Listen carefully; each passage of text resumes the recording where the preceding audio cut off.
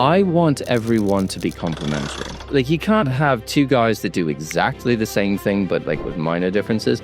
You need to have people that function together. And I know you have a core principle about, hire less, pay more, right? That's very contrarian, at least in like fast scaling technical orgs. For someone to be a CTO, a CISO, or so on and all, and not know what a bash script is, that's crazy. When the mission ends and the identity shifts, Meade Kincke is who the elite call, advising Special Forces veterans, founders, and top executives to recalibrate, regain clarity, and step into what comes next. Security is not sexy. It isn't. It's not something where you go, oh, it's shiny and people can put it in their hands. You can't put security in the hand. What you can do is sleep at night and understand that if the system is boring, you did it well. When you start automating it, you never get to rest. You never get to go say, that's secure. There's no such thing as that rubber stamp. 99% of what's going to come out of AI is going to be absolute rubbish, but the 1% that's good is going to be great.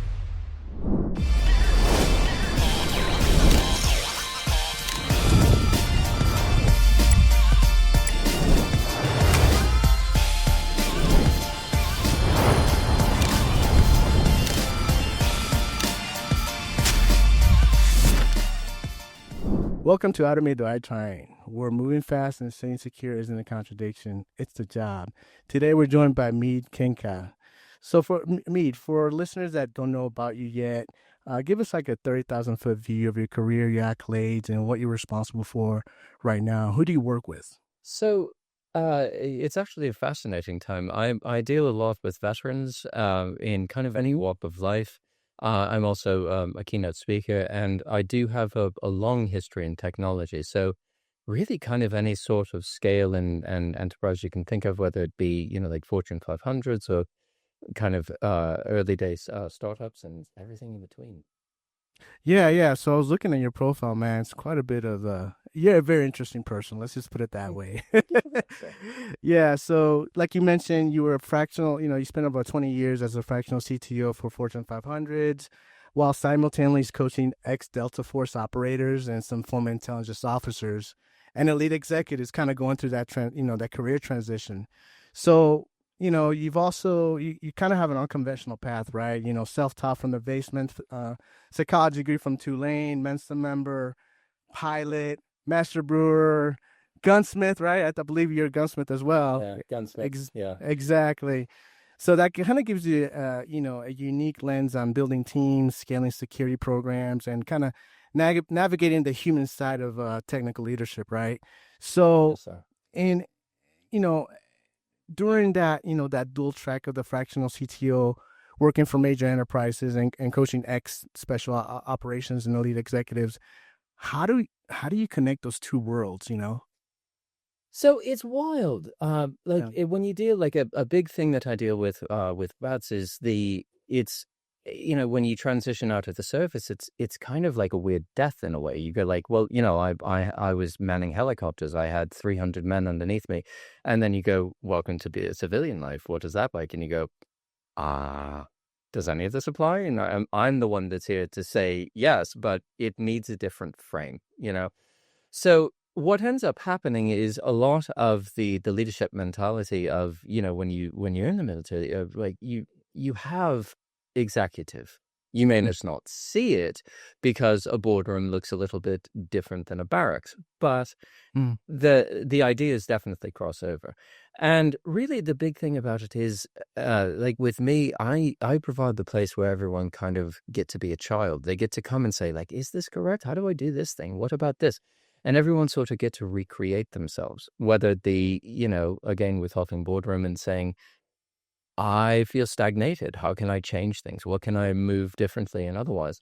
And, that definitely has play into security as well. No, absolutely. So it looks like, you learned system administration in your basement, right? Kind of walk us through that origin story, right? How did... Wow. Yeah. It's so wild because I remember Reddit. Like in like a systems administration subreddit or something, like there was a young man that wanted to become a sysadmin, that kind of thing. And someone, he asked like, where did you guys learn this? And absolutely, you've quoted it. the guy responded and said, in a basement, where we all do. And it's that hacker's mindset. And I think even that, like the term hacker, like people think, those in the know would use the term cracker to break into things that aren't necessarily yours. But hacking is just like, how do I break the thing? It's kind of like lock sport. It's like, I want to get into it to make sure that that it is protected. Mm-hmm. And it's also the mindset of the tinkerer, where you go, well, I want to know how to do this. And for me, it always starts with a question, with the query of like, okay, so we have like a web server or an email server or this system in play or like an automobile. And you go, well, how does that work? And it's always the thing of, well, let's take it apart. Let's look at this. Let's look at this thing. What's DNS again? Right. Exactly. Everybody's excuse of, I can't get into my web server, right? Literally, like at the moment, Cloudflare is on fire worldwide, and you go, DNS is still a thing. Right. And I think like last week was Amazon, right? The DNS, right? DNS. They had Azure before that with like global DNS outages. Like everything's on fire. Yeah, exactly.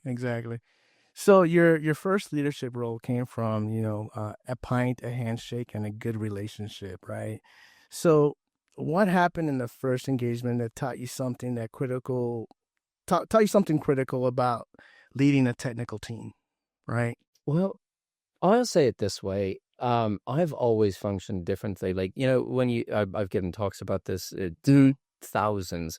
And when you talk about hiring people that you like, obviously they must have the talent to kind of complete the Venn diagram to make it a circle. But really the big thing is, I want everyone to be complementary. So you can't have...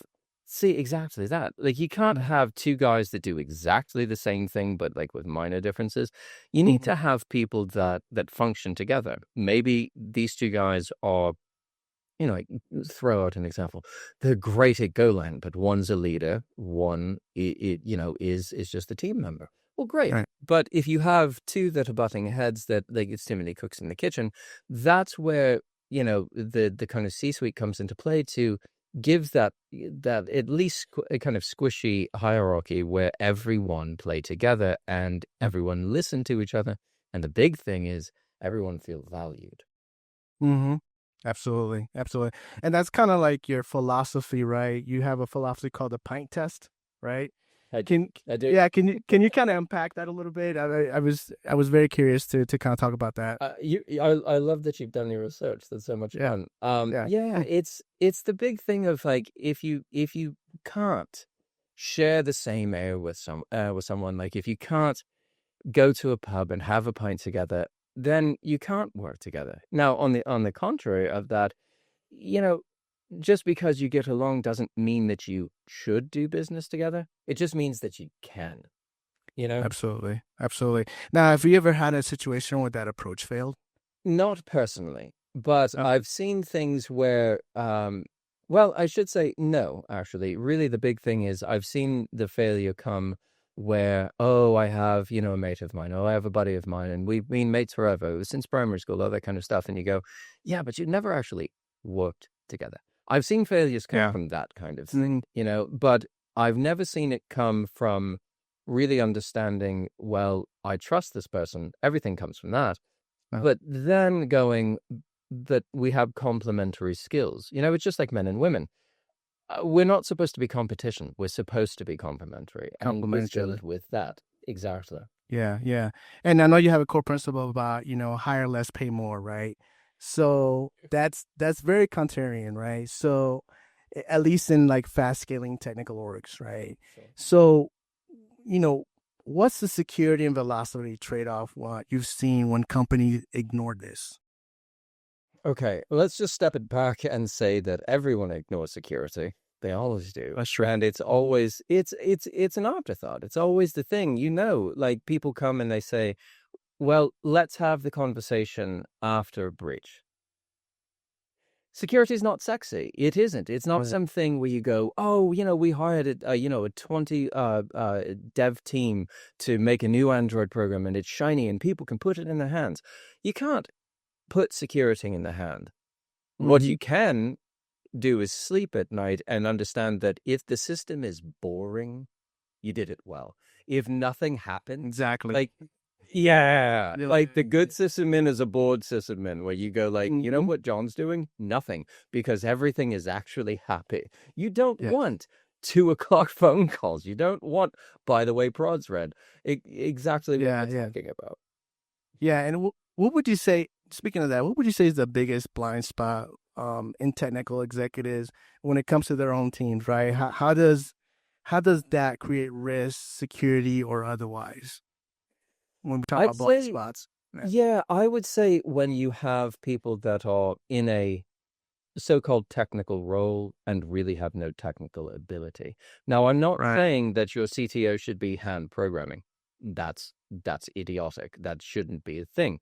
But for someone to be a CTO, a CISO, a so on, and all of that kind of stuff, and not know what a bash script is, that's crazy, you know? And I think that's the thing of like keeping up with trends and knowing what things have been audited and like what's, you know, if you talk about regulated industries, so like, oh, we'd like to use this, but we can't because reasons.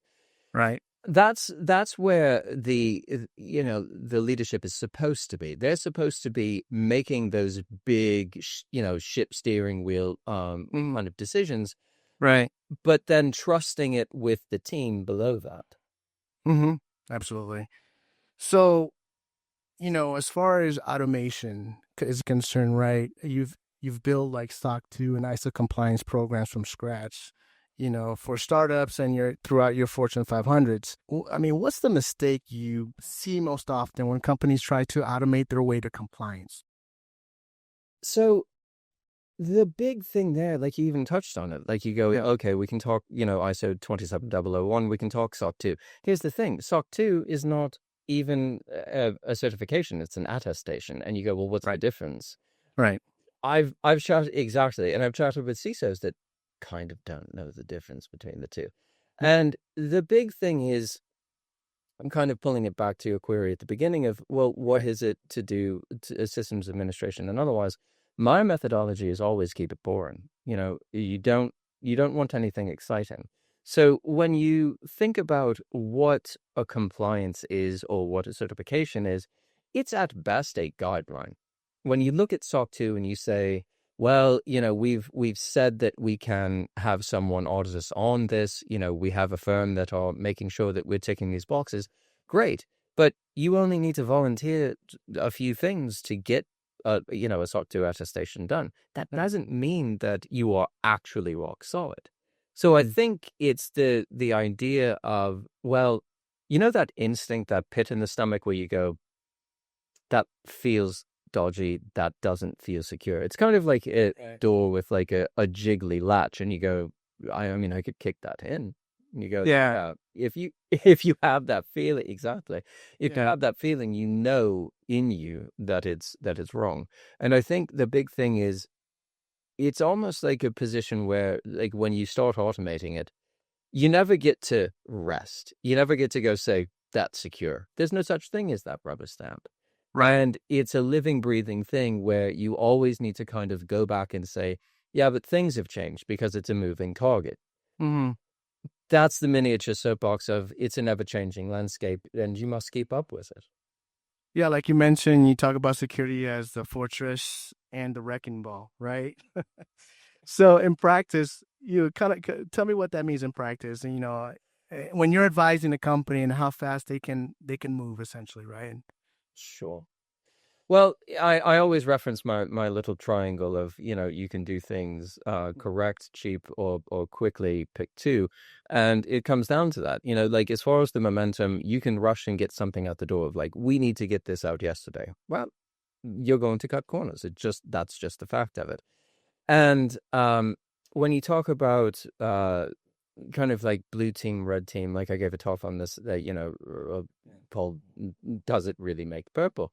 And you don't get to just do one or the other. You don't get to just go like, oh yeah, we have pen testers and all of that. Sure. But who's building the fortress walls? And I always look at it like, if me or anyone in mine can't get in, that's a pretty good litmus test. You know, it's a pretty good yardstick to kind of hold up to it and say, now I built this thing and I can't get into it. Okay, now we're talking. So you try to take the red team wrecking ball and say like, well, I'll just smash it in. I'll just do a bypass. I'll just do this. And you go, Right. did you get in? And you went, I'm so angry and satisfied that the answer is no, I didn't. Yeah, no, that's a good testament, right? Like you mentioned. So do you see whenever, companies have, they do security audits and pen testing, is there a pattern that you see that some companies may miss, especially when we're talking about automated pipelines, for instance? Do you see a pattern there?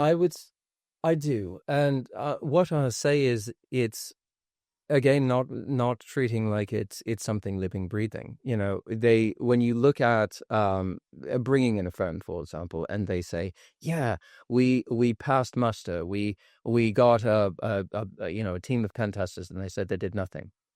They think that lives forever, like they got a gold star, like it's on a permanent record and all of that. And they go, yeah, but what happens when the world changes, or what happens when your stack changes?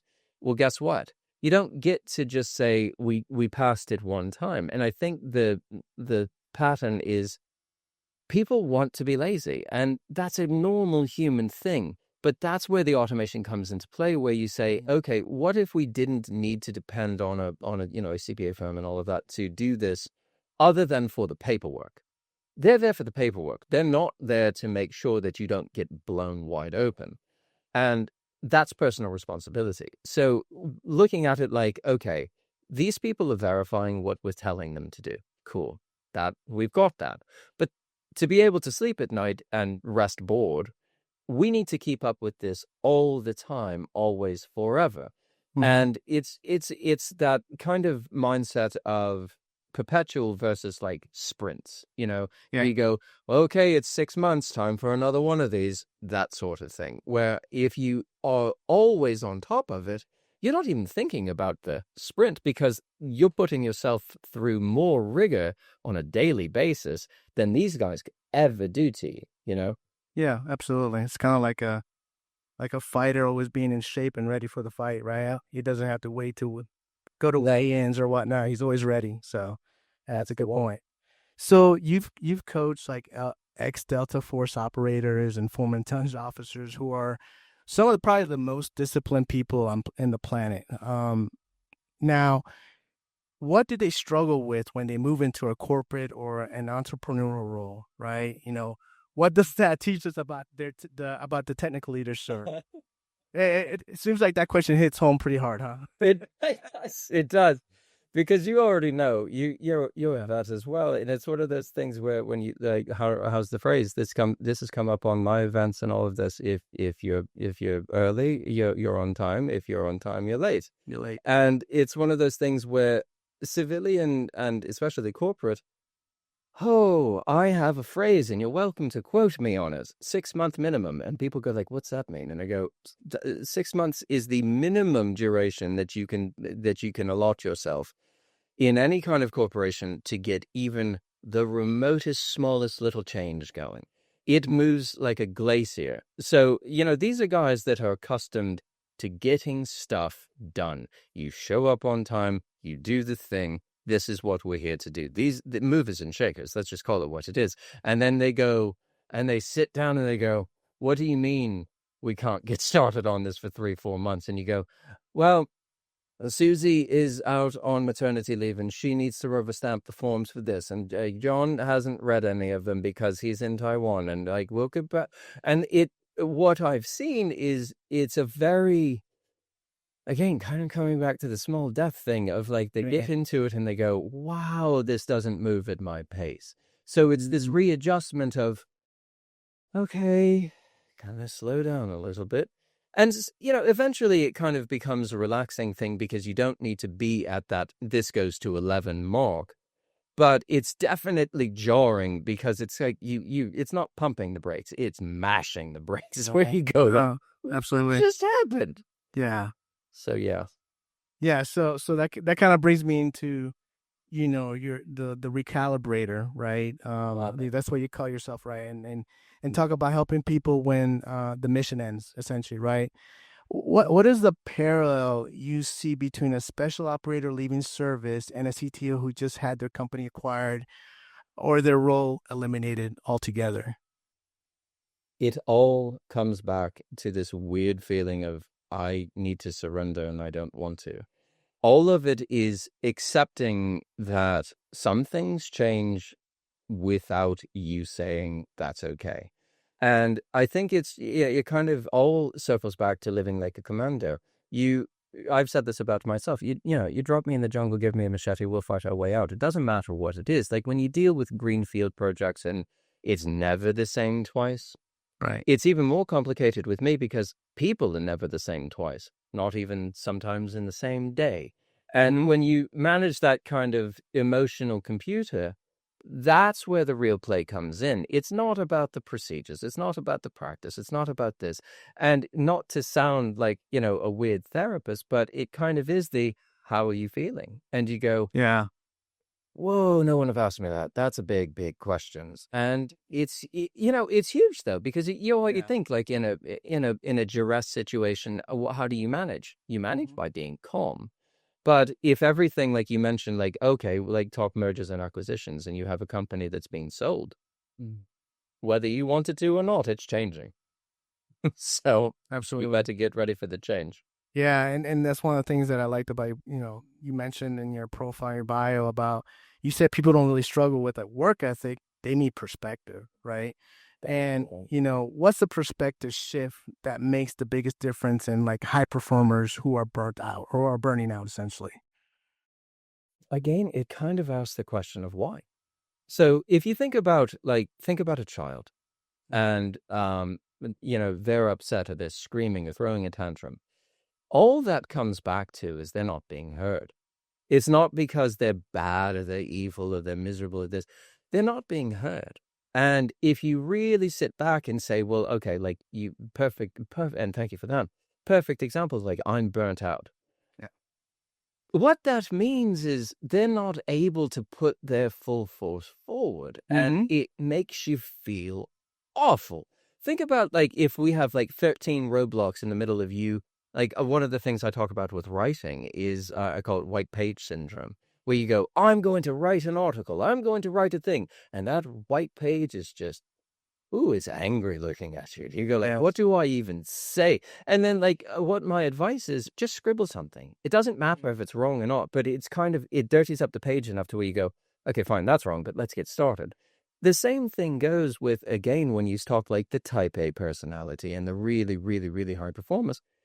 They want to move. They want to do. And it's like, taking a Bugatti, a Ferrari out and going like, let's go in bumper to bumper traffic. That's not what that car is built for.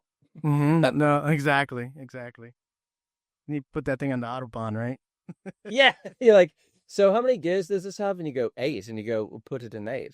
Because that's what we're here for. Why this thing makes some noise. So I've heard you mentioning this a couple times in the conversation that we've had about, distill leadership and 3 skills, right? Like you listen, be a child, and trust your instincts, right?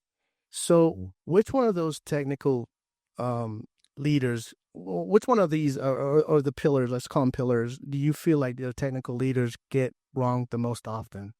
And usually what the cost? Yeah, being a child.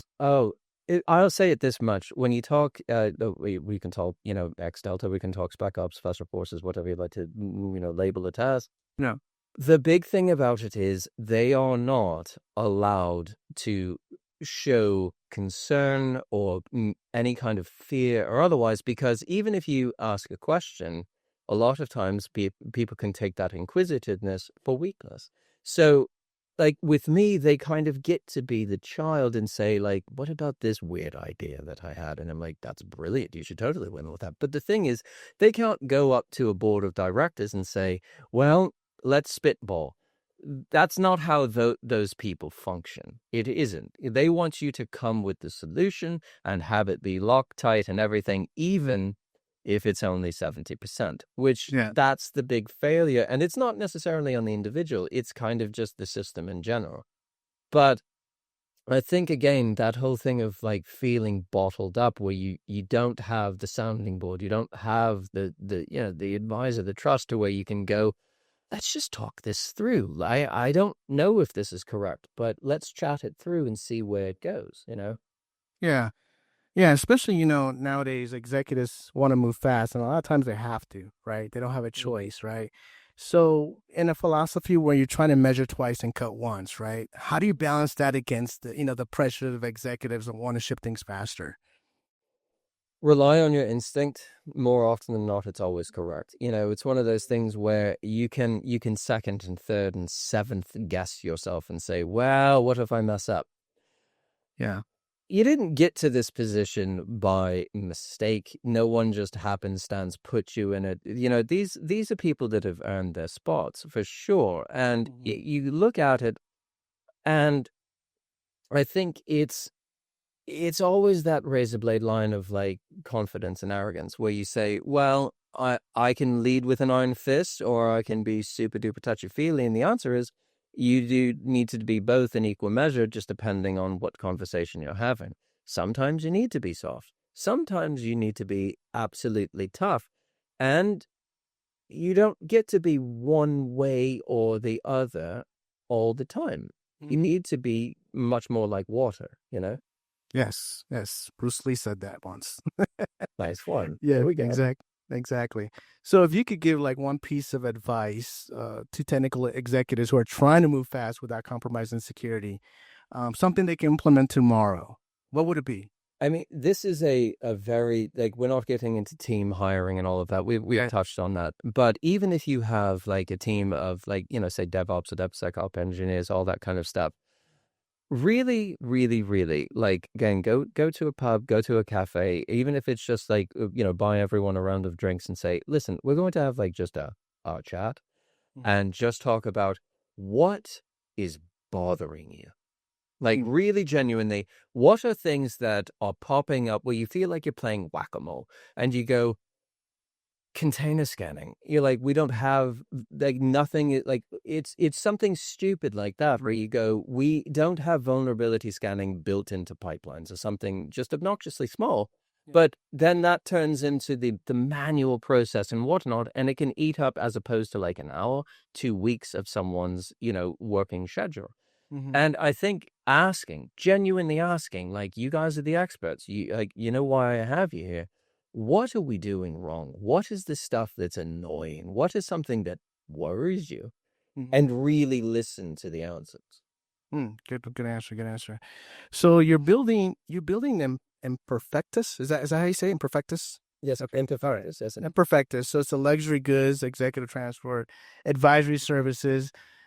Tell me, what's the vision there, and why now? So the thing that's all like really curious, I'm a bit of an odd animal, being gunsmith, pirate, all that kind of fun stuff. Yeah. And like with the offering that we're developing there, it's called the Envelope. And why it's been in the back of the mind for ages. It always begs the question exactly like, why now? And I would say really it's why not sooner? Like you always have that thing of like, let's do it. But as it turns out, things like paperwork and otherwise and so on, they're boring, but they get in the way. And it's an exciting time. Like really, really, really exciting. Like we've done some shopping for aircraft and kind of looking at what suits and whatnot. And, I'm very much Boy Scouts honor. Just, have the tool before you need the tool. You want to be protected. And like people asked, like with the Envelope, that's what the executive transport we're developing. Like people are like, oh, so you're going into war zones, and then just like straight into the camera. No, sir. We are not. But bad things can happen. Bad people do bad things. You don't need to be you don't need to be in the worst place in the world to have something go sideways. And that's, the end to end and everything in between that we're working on. And I feel like it's always out of necessity. Like there are a lot of things where we can talk blockchain, this and whatnot, of like it's a solution in search of a problem for the most part. for me, it's always, I live in the practical. If it's something that is useful, if it's something that is needed, then I'm interested, and that's where that was all born out of. It's a big part of who I am and what my heart is. Nice. Now you've mentioned, talk to me about AI now in the world of AI. Sure. How does that affect your businesses, or you see how it is affecting the industry as a whole, right? Cybersecurity, automation at scale. Do you trust these LLMs doing work for you? I know it's a kind of a long-ended question, but No, you're fine. yeah. So just give me your opinion on that, like overall, your take about So AI. the thing about it, yeah, I actually was interviewed for a magazine about this, like a while back, and I effectively said, 99% of what's going to come out of AI is going to be absolute rubbish, but the 1% that's good is going to be great. And to answer your queries about do you trust these LLMs? No. If I don't trust corporations, I don't trust you, this guy's company, none of that stuff. And I've talked about, especially resiliency, where, okay, quick question. What if companies like OpenAI, which is a misnomer in title, what if they all of a sudden go, yeah, it's open, is it? Sure. Right. Not so much. If you pay. Yeah, there we go. Yeah. What happens if that all goes red and you've built all of this product and infrastructure and everything on top of it? You built an entire, enterprise based on someone else's kit. What happens if it goes red? And you go that's it, mate. I don't like your questions. And I'm see, that's why I'm here. So I'm here to poke holes. And what I see is people don't realize that they've been using and we can talk semantics, but machine learning and AI for years. One reference I use is okay, do you like golf? And people go, yeah, I love playing golf. Well, at Callaway, they used a machine learning model to smash golf balls. It gave enough physics and information, and they went through and they developed this thing, and they called it flash face. And the strike face of their driver was made with machine learning. But the thing is, now everyone go, I know AI, because they can use a chatbot, and they think that that's the whole thing. And I'd say that's a tool, that's a part of it, but it's certainly not the whole picture, And where I see it is on the negative end of things, everyone have shifted through the buzzwords. So, if we look historically, okay, we're going to do it in the cloud. Now we're going to do it with VR. Now we're going to do it on chain. And now we're going to do it with AI. And it's just stack the buzzwords, that's all it comes down to. And that's where the VC firms and all, they go, well, we're going to put funding into this because that's the next big trend. Now, this is where the whole signal to noise ratio comes in of okay, I want the signal and none of the noise. Let's just talk about the good things, the things that are amazing that are being done with it. And I think that's kind of just starting to scratch the surface. You're talking about security and otherwise. Well, here's a great use case for AI, as opposed to we've already touched on it. What about, having an army of pen testers that are all bots that adapt and change and try and tear your things apart? And they work all day and all night long, just sitting there, just clawing at the walls. And you go, did one of them get in? And you go, 1 out of 300 million got in, but it found a thing. And you go, that's a use case for it, Sure. That's not a human thing to sit there and waste on. But the humans can design this stuff and design really, really well. Right. Yeah, good points. So you've mentored through various organizations. You speak globally. You have the Recalibrator coaching practice. Now, where would people find you if they want to connect? Oh, goodness. I mean, the recalibrator.com, that's the wonderful, shiny website. I'm on YouTube with Meade Kincke, just the first name, surname. I'm on kind of any platform you can think. We have Substack. LinkedIn is perfectly fine. I put it this way. There aren't any other Meade Kinkes in the planet. So if you can't find me, maybe it's a malfunction with the keyboard. There you go. So Meade, thanks for being here, man. This was a real conversation about the human side of technical leadership. Something that I don't think gets enough airtime. So you for having me. no, thank you. So thanks for listening to Automate or Die Trying. If this episode gave you something to think about, share it with someone who leads technical teams. And if you're a founder, CISO, or CTO who wants to move fast without breaking things, including your people, hit subscribe.